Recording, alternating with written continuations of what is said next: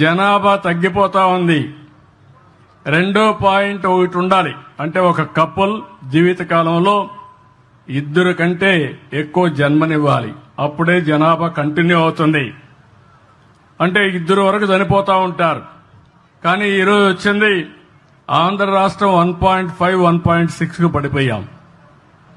దీనివల్ల జనాభా తగ్గే పరిస్థితి వస్తా ఉంది. మీ ఊర్లో రేపు రాబోయే రోజు 2035కి జనాభా పెరగదు, ఇదే మరిగా తగ్గిపోతుంది. కడాన పిల్లలు ఉండరు ఊర్లో, అంత ముసలోళ్లే ఉంటారు. తర్వాత ఊర్లే ఉండవు. అందరూ చనిపోతే ఊరే ఉంటుంది, వేరే ఊరే అయిపోతుంది. అలాంటి పరిస్థితి రాకూడదని నేను ఆలోచిస్తున్నా. ఎప్పటికీ చరిత్రలో ముప్పాళ్ళ గ్రామం ఉండాలంటే మీరందరూ కూడా జనాభా నియంత్రణ చేసుకుంటే తప్ప సాధ్యం కాదని చెప్పి నేను మీకు తెలియజేస్తున్నా.